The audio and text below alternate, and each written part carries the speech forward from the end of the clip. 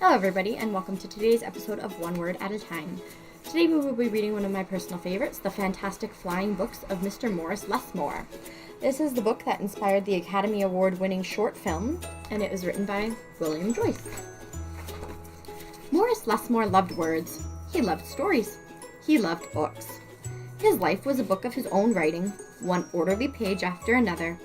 He would open it every morning and write his joys and sorrows of all that he knew and everything that he hoped for.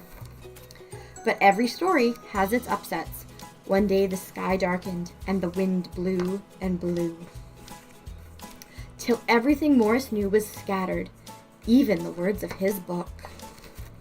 He didn't know what to do or which way to go, so he began to wander and wander. Then a happy bit of happenstance came his way. Rather than looking down, as had become his habit, Morris Lessmore looked up. Drifting through the sky above him, Morris saw a lovely lady. She was being pulled along by a festive squadron of flying books. Morris wondered if his books could fly, but it couldn't. It would only fall to the ground with a depressing thud. The flying lady knew Morris simply needed a good story, so she sent him her favorite. The book was an amiable fellow and urged Morris to follow him. The book led him to an extraordinary building where many books apparently nested. Morris slowly walked inside and discovered the most mysterious and inviting room he had ever seen. It was filled with the fluttering of countless pages, and Morris could hear the faint chatter of 1,000 different stories, as if each book was whispering an invitation for adventure. Then his new friend flew up to him and landed on his arm. It held itself open, as if hoping to be read. The room rustled to life, and so Morris's life among the books began. Morris tried to keep the books in some sort of order, but they always mixed themselves up. The tragedies needed cheering up, then would visit with the comedies. The encyclopedias, weary of facts, would relax with the comic books and fictions. All in all, it was an agreeable jumble.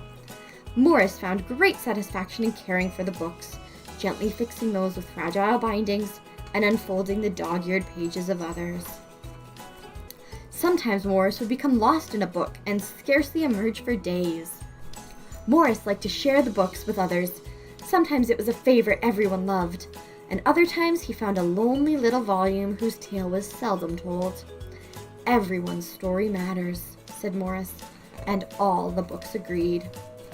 At night, after all the stories that needed telling had been told, and everyone had settled down to their proper places on the shelves, the great big dictionary would get in the last word. Zzz.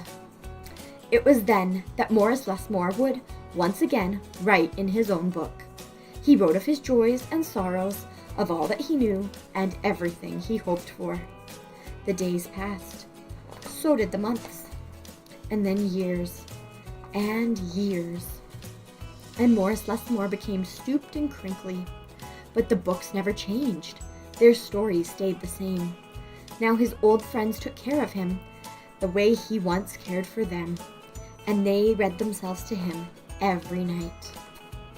Then one day, he filled the last page in his book. He looked up and said with a bittersweet sigh, "I guess it's time for me to move on." The books were sorry, but they understood. Morris put on his hat and took his cane. As he went to the door, he turned and smiled, then waved goodbye. "I'll carry you all in here," he said, and pointed to his heart. The books waved their pages, and Morris Lessmore flew away. And as he flew, he changed back to the way he'd been, that long-ago day when they'd all first met. The books were quiet for a while. Then they noticed that Morris Lessmore had left something behind. "It's his book," said his oldest friend. Inside was Morris's story of all his joys and sorrows, all that he knew, and everything that he hoped for. Then the books heard a small expectant sound. There in the doorway was a little girl. She looked around with wonder. Then something fantastic happened. Morris Lessmore's book flew up to her and opened its pages. The girl began to read, and so our story ends as it began, with the opening of a book. Thank you everybody for listening. This was One Word at a Time, featuring the fantastic flying books of Mr. Morris Lessmore.